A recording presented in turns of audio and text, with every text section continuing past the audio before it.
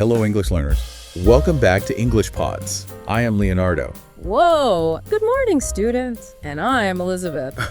Today, we are diving into something a little different, like really different. Different good or different, Oh, definitely different good. Today, we are exploring an essential topic for anyone looking to excel in English.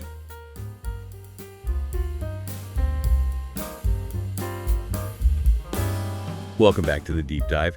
Today, we're going to try to answer a question. I'm sure a lot of you out there have asked yourselves this at some point. Is learning a new language really as hard as it feels? You guys said in this article, is learning a language hard? So let's break it down together, see what we can learn, maybe make this whole language learning thing a little less scary. Yeah, it's a great question. And I think it stops a lot of people before they even start. You Right. know, why does it feel like such a huge, massive thing? Right. It can feel like you're climbing, I don't know, a linguistic Mount Everest or something. Yeah. All you've got is this like rusty old phrase book and a dictionary with half the pages ripped out. But this article, it actually points to a few specific reasons why we feel this way. I'm curious to hear what you think. Yeah, definitely. I think a big one is just how complex language is. I mean, we're not just talking about memorizing a bunch of words here. Right. Although obviously that's a big part of it. But it's more than that. It's this whole crazy system of grammar rules and the little tiny details of pronunciation and just this huge pile of idioms and expressions. It's almost like you're trying to put together this giant puzzle, but the pieces keep changing shape on you. Oh, that's such a good way to put it. I remember when I was learning Spanish, those verb conjugations. I thought I had it figured out, Then suddenly some weird exception would pop up and I was totally lost again. Exactly. And the thing is, our brains are actually designed to look for patterns. Like, it's how we make sense of things, right? No. So when those patterns keep changing on us, it can be super frustrating, especially when we're so used to the way our own language works. It's predictable. Like our brains are going, hey, wait, I thought I knew what was going on here. Exactly. And this leads us to another tough thing about learning a language. The article mentions this too. It's that you don't see results right away. Like, some skills you can learn, you get better pretty quick. But learning a language, you got to think about it like a long game, right? It's this slow process. You're building connections. You're like building these roads in your brain. You slowly get more fluent over time. Yeah, kind of like building a house. You wouldn't expect to move in right after you pour the foundation. Yeah. You know what I mean? You got to frame the walls first, then the plumbing, then the electrical, all this stuff. It's all these steps, one at a time. You got to be patient. You got to stick with it. Yeah. And it's so true, just like building a house. When you finally hit those milestones, it's such a good feeling. Totally. I think another big thing that trips people up, and I know I've felt this way too, is that fear of making mistakes. It's scary to speak a new language when you know you're going to mess up words and say things wrong. Or even, say something totally embarrassing by accident. Yeah, of course. It's totally normal to feel that way. But it's important to remember that you're going to make mistakes. It's just going to happen. And honestly, it's actually really important for learning. Like, every time you make a mistake, think about it like your brain is going back and adjusting things. It's like it's refining how it understands the language. Oh, like those buzzers on a game show? When you get the answer wrong, it's annoying, but it helps you figure out the right answer for next time. Exactly. There are studies that show that when you make a mistake, it actually makes those connections in your brain stronger. That means you're more likely to remember the right way to do it next time. So instead of looking at mistakes like failures, you should think of them like little pieces of feedback. They're like the steps you take on the way to being fluent. Oh, I like that.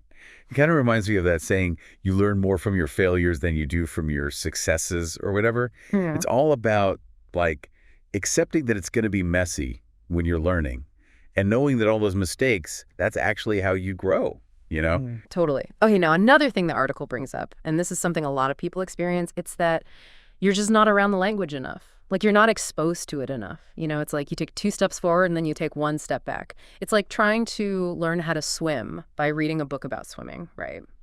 You might get the idea, but you're not actually going to learn it until you get in the pool. That's so true. I remember in high school, French class, I could like conjugate the verbs and stuff, translate the sentences in the book. But if someone started speaking French to me, I was totally lost. Yeah, well, because learning a language, it's more than just what you read in a textbook, right? It's about getting a feel for it. It's about like how it sounds, how it flows, how people actually use it. And for that, you got to be around it all the time. You got to practice, practice, practice. Okay, so how do we do that? How do we create that environment where we're like surrounded by the language, especially if we don't live in a place where people speak it. That's the million-dollar question, right? And we're definitely going to talk more about that. But for now, I think it's time to switch gears a little bit. Maybe talk about some of the things that can actually make learning a language easier, make it feel a little more doable. Maybe even, dare I say, fun. Okay, so we just talked about like all the reasons why learning a language can feel so hard, but the article also talks about some things that can make it easier, and that's good to hear, right?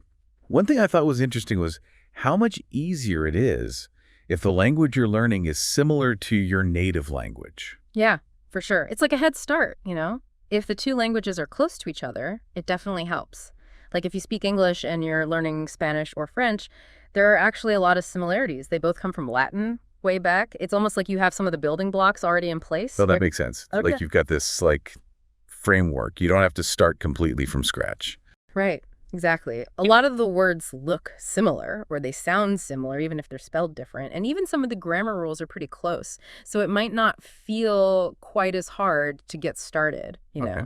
That's good. Especially if you're feeling a little scared to try a language that's totally different from what you know.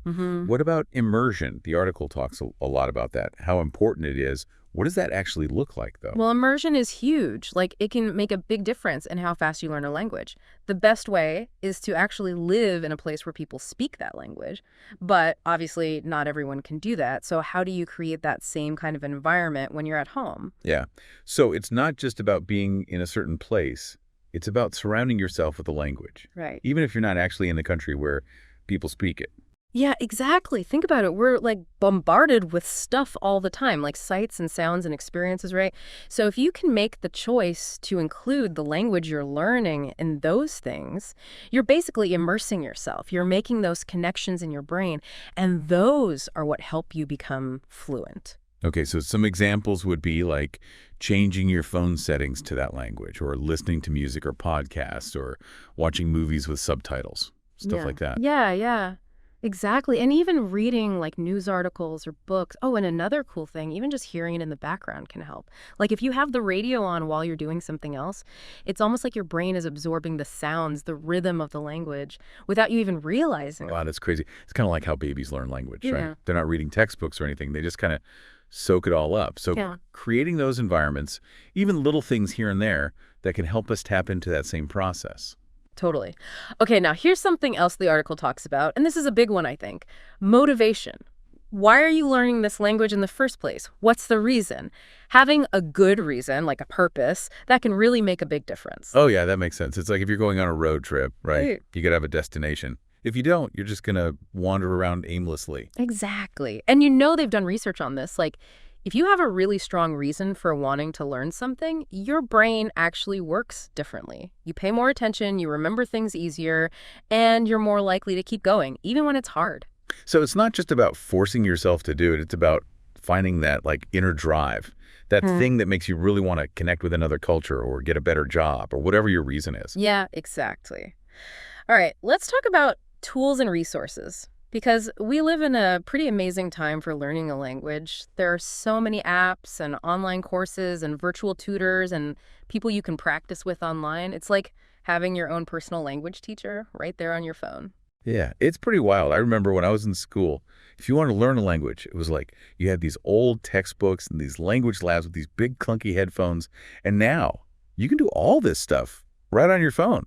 And the really cool thing is technology makes it so you can customize the way you learn. You can pick what you want to focus on, like speaking or listening or whatever. You can go at your own pace. And you can see how you're doing, which helps keep you motivated. So it's like having a language learning program that's made just for you instead of trying to fit into some like one-size-fits-all kind of thing. Exactly. Okay, I want to talk about something else the article mentions. This whole idea that adults are bad at learning languages. Like they can't learn as well as kids. Have you heard that before? Oh, all the time. People think there's like this magic window when you're a kid, and after that, you're out of luck. Like you can't learn a language anymore. Yeah, so not true. Actually, studies show that adult brains have some advantages when it comes to learning languages. Like adults are better at understanding like complex ideas and grammar, and they can see connections between languages they already know. So it's not about starting when you're younger. It's about using the things that your adult brain is good at. Right. And don't forget about discipline. That's important for learning anything new, right? Adults tend to be more motivated, more focused, and they're more willing to put in the work. Okay, good point. Now, something else the article talks about is all the benefits of learning a language, besides just being able to speak it. Yeah. Like they talk about this cognitive boost. What does that even mean? This is where it gets really interesting. Learning a language is like a workout for your brain. Like it challenges your brain in a way that almost nothing else does. And there's research that shows people who speak more than one language, they tend to have better memories, they can focus better, and they're better at solving problems. Oh, wow. So it's like those brain training games, right? Except in this case, you're not just playing a game. You're actually expanding your mind and connecting with other cultures. Exactly. Yeah. And check this out. It actually helps with other stuff too. Like people who speak more than one language, they're better at multitasking Yeah. and switching between tasks. And they're better at ignoring distractions. So it's like learning a language makes your brain more flexible, more adaptable. Like it can handle more difficult things. Exactly. Okay, and there's more. The article also talks about how much richer your life is when you learn a new language. It's not just about the words. It's about understanding another culture better, like their values and their beliefs and how they see the world. It's like you can suddenly see the world through a whole new lens, right? You get to Yeah. experience all this amazing stuff, all this diversity that you wouldn't have seen before. Exactly. And suddenly jokes make sense. And you can appreciate art and literature in a whole new way. You can connect with people on a much deeper level. Wow. It's like you've been given this secret code to unlock a whole new world. Exactly. And those connections can help you in your career, too. The article talks about how, the world is more globalized now, so language skills are becoming more and more important. Yeah, it's not just something extra anymore. It's something you really need to have if you want to get ahead. Absolutely. I mean, think about all these different jobs. International business, diplomats, translators, people in the travel industry. Speaking more than one language opens up all these opportunities. Wow, yeah. It's like you have a passport, but not just for traveling to different countries, but for your career, too. Exactly. And even if you don't need another language for your job specifically, it still shows employers that you're someone who's not afraid to try new things, that you're adaptable, you understand different cultures, and you're willing to learn. Those are all things that employers want no matter what the job is. It's like you're sending a message, right? That you're not afraid to step outside your comfort zone, that you like challenges, that you want to grow. Exactly. Okay, but it goes even deeper than that, I think. Besides the brain benefits and the cultural stuff and the career stuff, there's also this whole other layer, personal growth. Oh, yeah. It's like a journey, right? You Yeah. discover new things about yourself. You learn how to be resilient. It shows you what you're really capable of. Yeah. Think about it. You're basically rewiring your brain. You're teaching yourself to think in a new way, to communicate in a new way. You're literally stepping into the shoes of another culture. That's huge. Wow. It's like pushing your limits, expanding your comfort zone, and finding all these strengths and abilities you didn't even know you had. Exactly. So knowing all this stuff, the good and the bad, how do we actually make learning a language easier? What can we do? The article has some really great tips and tricks, and I think it would be good to go through those. All right, so we've talked about like the whole landscape of language learning, all the challenges, all the amazing things that can happen. But before we wrap things up, I think we need to talk about the actual how-to, the stuff that makes it easier. The article gives us some really good advice, tips and tricks, and I want to hear your thoughts on them. Yeah, for sure. Let's start with something simple but really important, setting realistic goals. A lot of people, I think, they want to be fluent right away. Like they want to sound like a native speaker, have these deep conversations, blend right in.